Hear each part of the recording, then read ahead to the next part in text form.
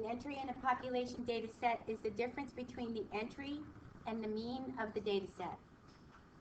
How much does it deviate off the mean? That's all this is saying. How much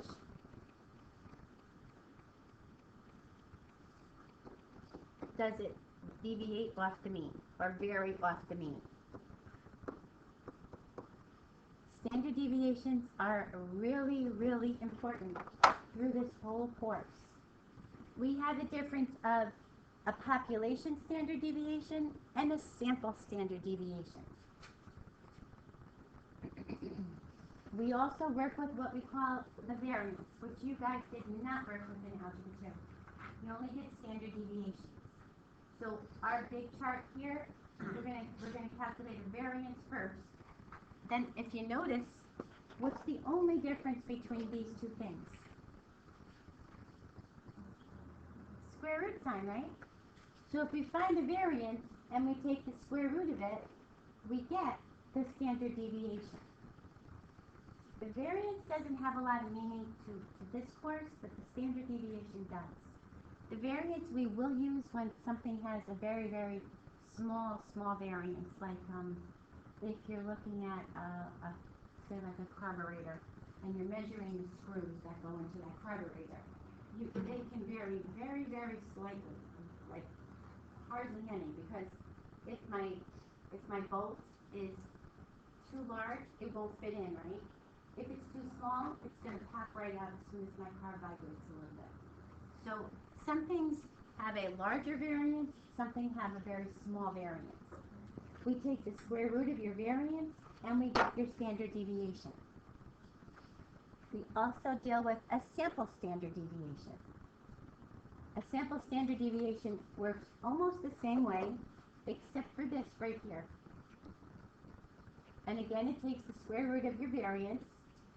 But this right here says, well, because I have a sample, it might not be the best representation of my calculation. So instead of dividing by n, I'll divide by n minus 1. Now, n is a very large number. You don't see a big difference between your standard deviation population sample. If n is a very small number, yeah, because then you're going to divide by like a number a little closer to it. So those things we're going to look at in this unit 2. It's going to sound a little strange to you until we start doing this. This chart, did I give this to you on your notes? This is by far one of the most important charts you're going to see. So I want you to write this in your notepad. I'll explain this. These are the symbols that we use. Every time we talk about a population, we'll use these symbols. This little O is called sigma. It's like the capital or the small sigma or whatever it is. Generally we say O. O squared, O. And it kind of matches O for population. Easy way to remember it. We're using this little sigma guy. This is called the mean. This little U is pronounced mu. These are Greek letters. This is a capital N because it's population. So therefore you deviate off the mean by how much, and then we take the sum of the squares. The sum of the squares, we're only going to use that when we do a calculation, but the sum of the squares is what you see in your calculator, and we really don't need to do those. So these are the symbols that we're going to use. When we use a sample, easy way to remember it, S, sample, S. Sample squared, sample X bar, we've been using X bar, that comes from your calculator too. Small n, and it deviates off the mean. This is the mean, and we're going to see when we do that chart, what do we mean by deviates off the mean.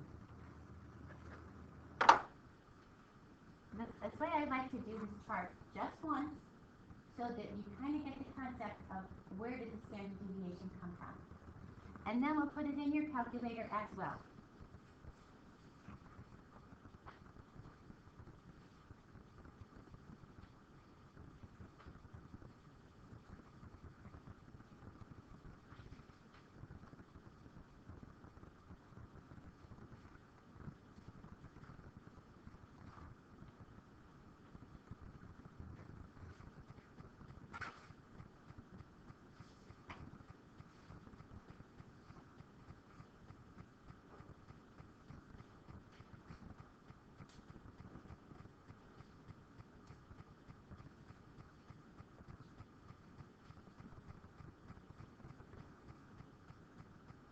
Again, we use these symbols throughout this entire course.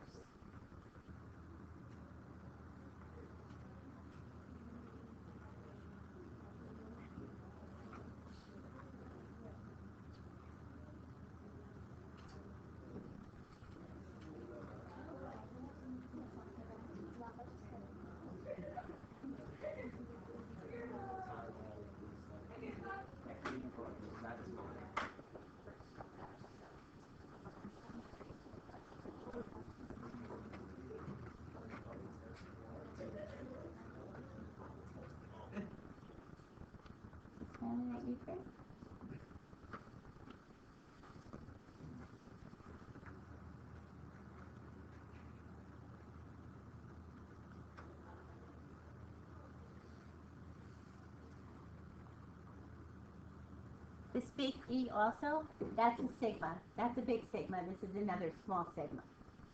Why that's a sigma, I'm not sure. I used to call it, when I was first teaching, I thought that was O for omega. So I used to say omega, and then somebody said to me, she knew every Greek alphabet letter, and she said, no, that's not an omega.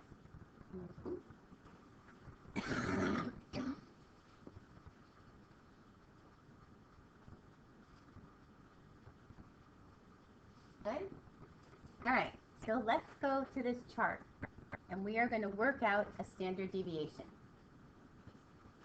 So here's a bunch of test scores.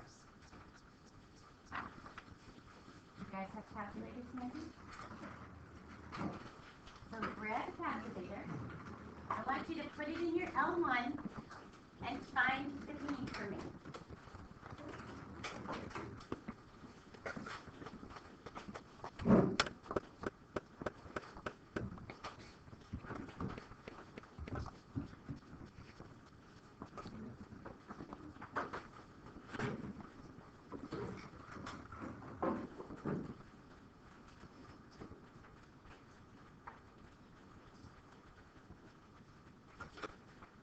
Put them all in your L1, find the mean. There are 14 scores.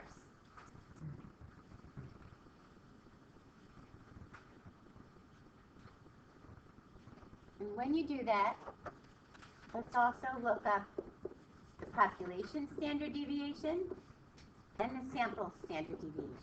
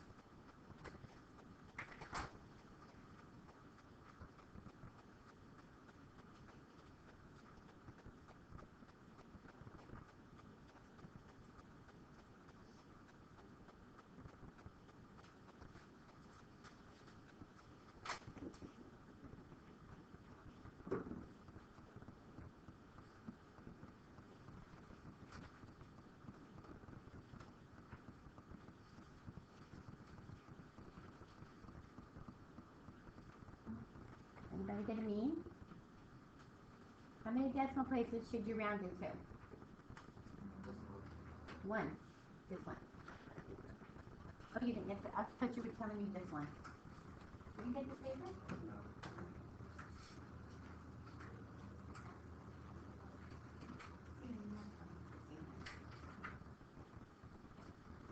So what's the mean? What's that, Gabe?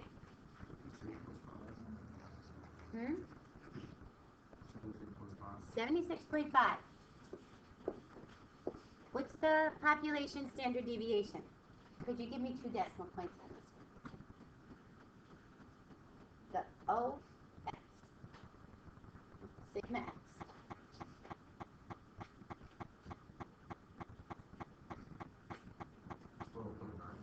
12 point what? 51. And the sample standard deviation? 12.98. Okay, now, that's what we normally do. We normally put this in our calculator, and it tells us that. But this is how a standard deviation works. We're only going to do this once, so that you see where we actually get this information from. And what does this mean when I say it varies off the mean? So we take our mean, and technically this should be a population data set, so I should probably be using the population symbols. And we put our mean all the way down this column.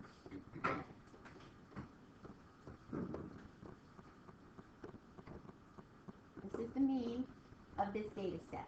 This was a set of scores, a set of exam scores, and this is the mean. We're going to do the population one first, and then we're going to find the sample after it. And then we're going to put this on a normal curve and see how does this relate to our normal curve.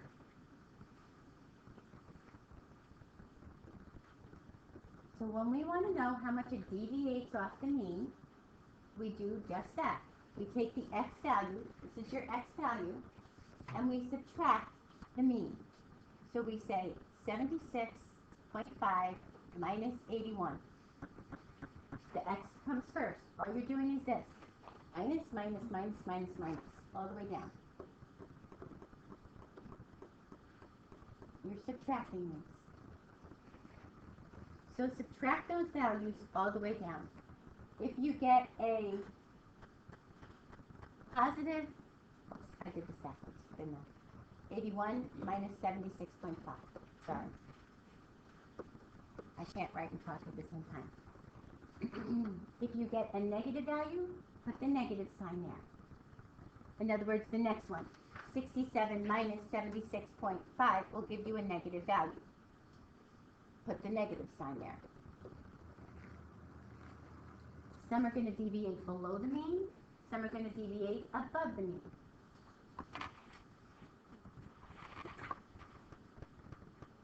So just do all your subtractions, one decimal place.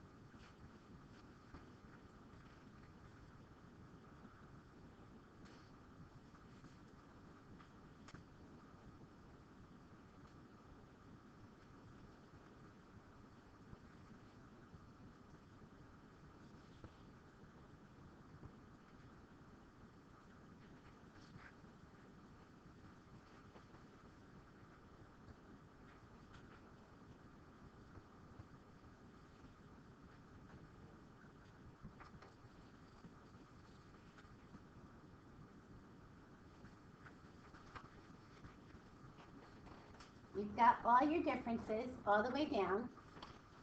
We're going to take this and we're going to square them. When you square a negative, what do you get? A positive. So when we square these guys, 4.5 squared, negative 9.5 squared, they all come out to be positive. So here's your positive squares. I'll give you these since you found those.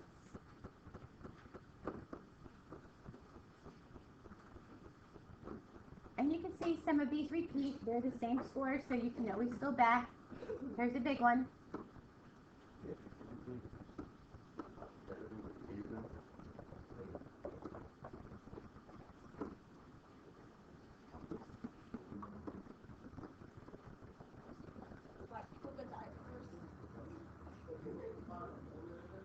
These are always going to be positive because whenever you square a negative, you get a positive. Oops, I think I'm off. I am off. Don't go by mine. Hang on. This one is off. This one is 420.25. These are off. And 9.5. This is 90.25. I shouldn't talk when I write.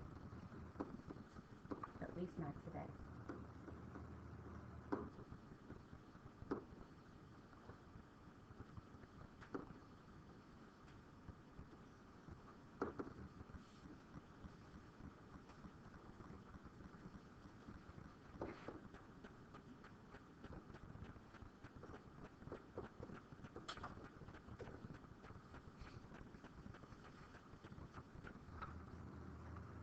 Okay, so once we have all the squares, we go back to our formula, and this sigma out here, this E, means sum.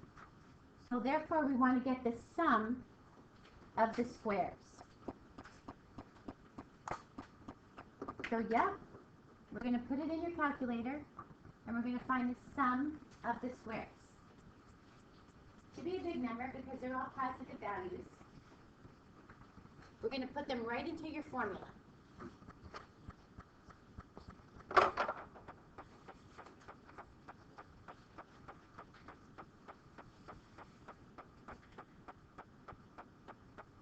John, you get sum? For all squares? Mm-hmm. I got 2,125. Good. Thank you. So the sum of the squares, this means the sum of the squares, is 2,189, and n is how many were in our sample, which is 14. Now divide this out for me, please.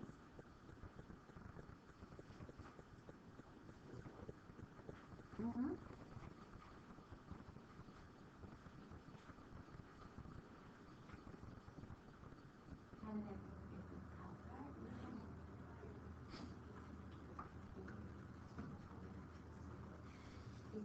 Okay, so you're only taking that last row, and you're just adding them all up. You're just going like this, 1.5 plus 9.25. I'm just asking you to add them all up. So you're just stringing them all along. Yeah. So what'd you get for your standard deviation here? 12.51? What'd you get? Oh, I'm sorry. 156.4. I'm one step ahead. Okay, so this is our sigma squared. This is our variance, sorry. This is our variance. Now, to get our standard deviation, all we have to do is take the square root of this number.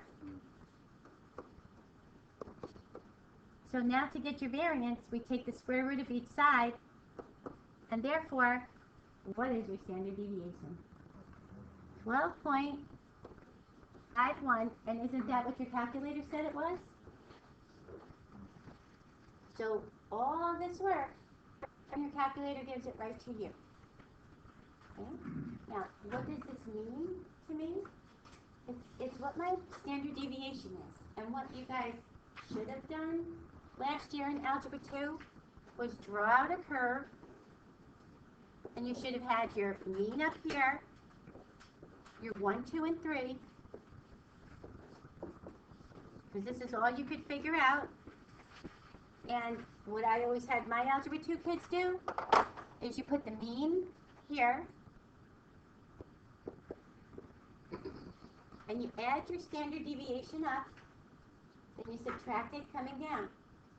And you'd have to do this if you were taking like one of those Regents questions, and they wanted to know what percentage came between such and such scores, what percentage were over such and such a score.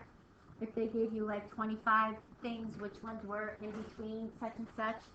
So if you take 76.5 and you keep adding, we'll just add 12.5 to make life easy. We'll just keep adding 12.5.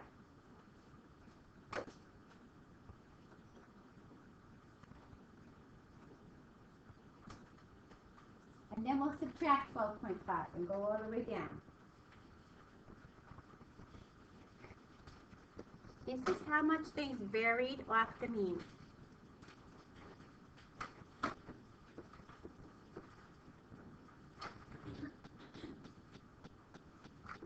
So in other words, if you match this up with these percentages that you had in Algebra 2, stay with me guys, you match these up with these percentages, you would be able to say, these, yours are 5.5s, don't forget, so they had little pieces in here, but you would say, approximately, you'd add up 19.1 and 15, 34.1 on one side, 34.1 on the other side, you'd get 68.2% lie within one standard deviation from your mean.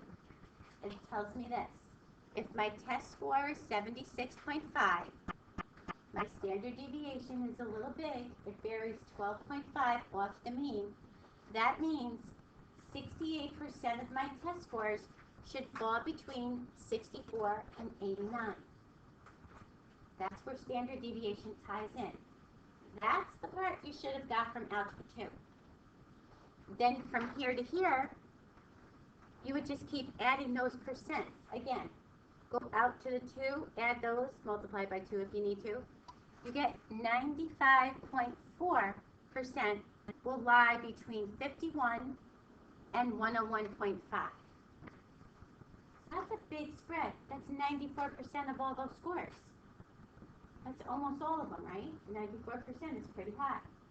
If I go out one more, this is where you keep adding them all, it's about 99.7%.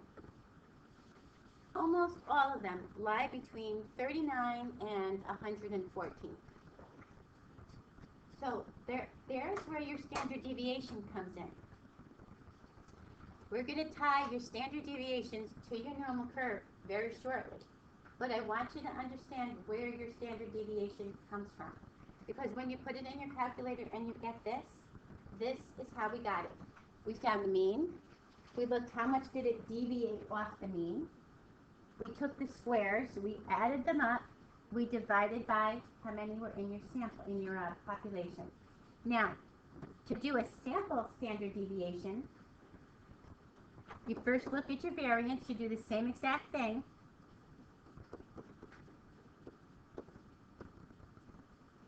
The only thing now is, same sum of the squares, but you're going to divide by, instead of dividing by 14, you're going to divide by 14 minus 1. If you divide by a smaller number, your answer should be a little bigger, right? Your sample standard deviation, if you notice, is bigger, a little slightly bigger than your population one. Because sometimes, maybe my sample is not a good representation of my whole population. So that gives me a little bit of extra room to play with. So when I divide this is my sample variance. I don't know if I have it. My sample variance came out to be 21.89 divided by 13 came out to be, I didn't write down what it was, but when you take the square, can someone just throw this in your calculator, please? 21.89 divided by 13. Should be slightly bigger than 156.